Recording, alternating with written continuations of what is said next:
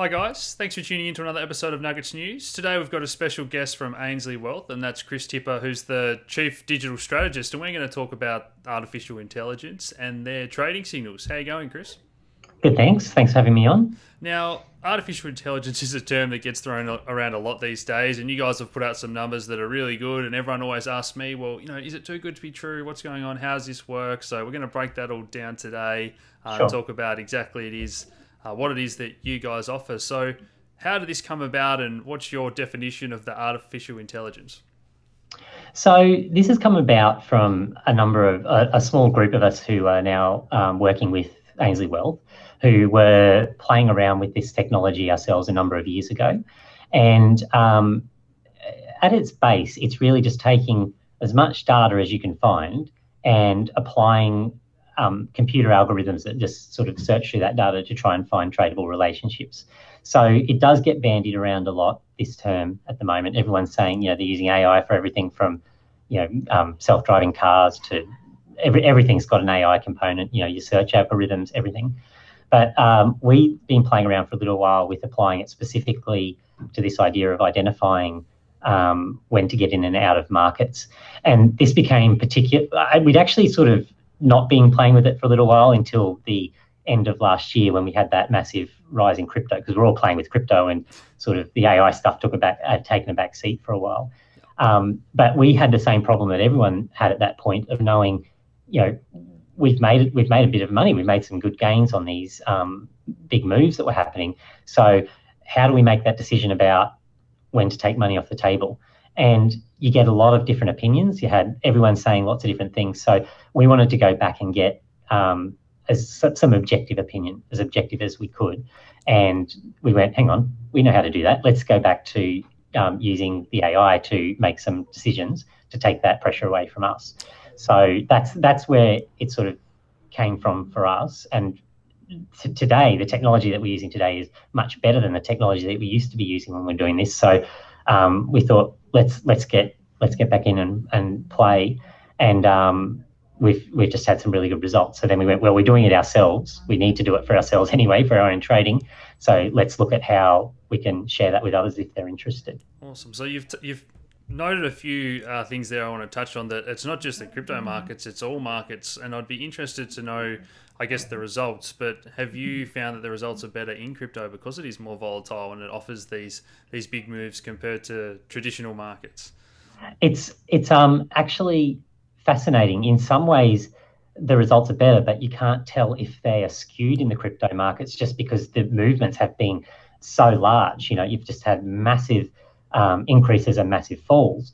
So we've certainly had excellent results in protecting capital on the way down with the crypto markets. But some of the traditional markets are more the bread and butter type of stuff that have been performing. The percentages are lower, but have been performing really very well because they're actually quite hard to trade in. So if you were judging it on the difficulty of trading, you might actually say some of the traditional markets have been outperforming more so, even though the percentages are bigger on the crypto. So it's a little bit of a difficult concept to get across, but that's how I'd judge it. I'd actually say some of the traditional markets have been doing really well because everyone's trading them. So you're trading against lots of other AI, you're trading against lots of people, lots of different influences on the market.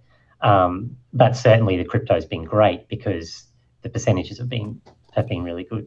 Yeah, so everyone wants to know how to make money on the way down, and everyone's trying to learn how to do short selling and that sort of thing. So this year's been pretty brutal, and I know you guys put out some pretty good numbers in the crypto markets from when you started this. I think you said it was the data started on the day you started this bot. So is that right? So how you would have to look at that for each individual pair, there's a different inception date.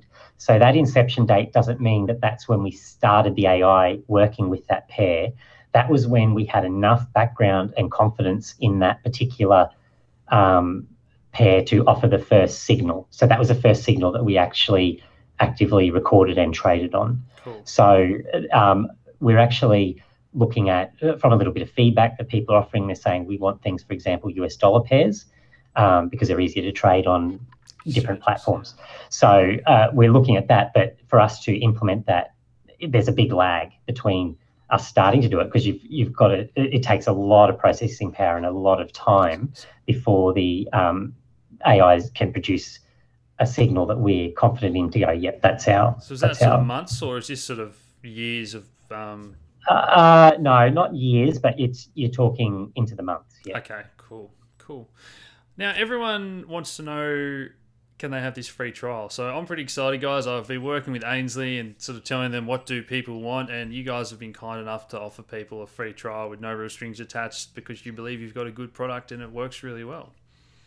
Absolutely. That's our core with this. We don't want to be selling the product. We want this product to be selling itself, and that's why all the stats are just on there. It's what you see is what you get. Those are the signals. You see them as they're produced every day, and you see the performance as it is at that day with nothing to hide. If we put a sell on there and it ended up shooting up as a buy, that's all on there. It's all on the graph.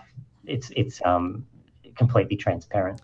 So that's why we're really keen on the trial. We really like people to get in and actually have a look and a play themselves, because it's one of those things that there's a lot of information out there with people trying to sell you on something. In this case, if you have a look at it yourself, you can sell yourself whether it's good or not just by looking at it, because it's going to show you the entry points and the exit points, and you can see straight up whether that would have worked for you. Yeah, so I believe people get an email around 2 p.m. every day with the sort of signals and updates and recommendations. And You've got to decide, guys, it's not just a, hey, buy now at this price at this time. It's sort of buy and sell signals, and you've got to sort of make it fit with your trading style. Is that a good sort of explanation, Chris? That's a really good explanation. So that 2 o'clock, when we send the signals out, we're actually data starts coming in for us from 10 a.m. in the morning. This is Australian Eastern Standard Time.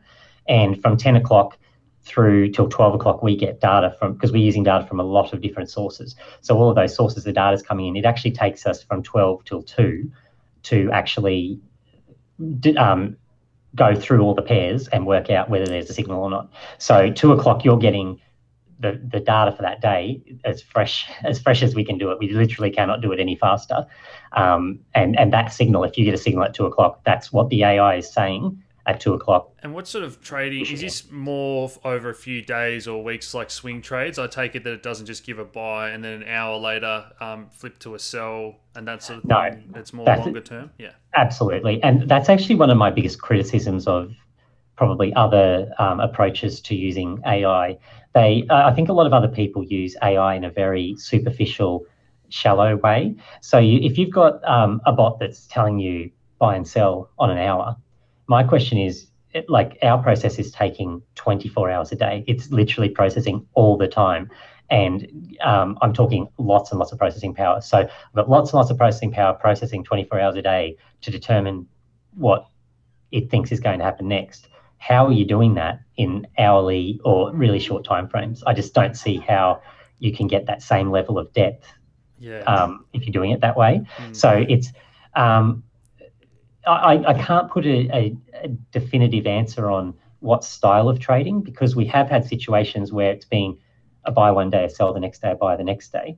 But generally it doesn't do that, because what it's actually looking for is how to, what way to trade historically would be the best for the particular thing it's looking at. So if it's looking at Litecoin, for example, what's the best way to trade Litecoin based on all of the information that it's accessing, and making a decision on what it thinks is going to happen in the future. So it might think the price is going to go up, but it might say you're better off still staying out of this market for now, because even though the price might go up in the next few days, historically, that's not the best way to do it. You're better off waiting a little bit. So you never really know what it's thinking. Even us playing with it, we don't really know what it's thinking. But you start to get a bit of a feel over time, actually, of you go, oh, okay, now after it said something, after it sort of made a decision, you start looking back and going, oh, okay, that sort of makes sense. I see now why it did that. Yeah. And going forward, more trading pairs, further refining the algorithm, I guess. Yeah. So our big thing at the moment is more data. We're always feeding in different types of data too. So I think it's really important. For example, we're heavily focused on sentiment data at the moment, particularly in crypto, because as you can imagine, very sentiment-driven markets. So it's finding good, reliable sentiment data. But what's great is we don't necessarily, sometimes we're completely wrong. Sometimes we think we're giving it a really good bit of data and the AI says it just doesn't use it because it isn't resulting in the best possible output. So we're always trying things, and it's quite surprising sometimes the things that actually work really well. So we're always working on that all the time. We're adding and trying new things, feeding it new information, and going with what it decides it needs to make the best decisions. But we are definitely looking at adding some new pairs as we go. It's really just a matter of hours in the day and processing time, because every time we add a new pair, we've got to do all that back-end preparation and then give it a lot more very expensive computing power to process through that. So as the community grows, we're certainly interested in their opinions on what they would like to see, because we can analyze lots of different things. So as it grows, we'll continue to add more pairs based on community, what they decide. I'd encourage everyone to check it out and take advantage of that free trial. We've got a great relationship with Ainslie, so we will set up a discount for followers if they choose to continue on with the paid subscription service. And guys, give them feedback. Let them know what you want, what strategies, what other pairs, and so on. So thanks so much for joining us today, Chris. Great. Thanks for having me. Cool. Cheers, guys.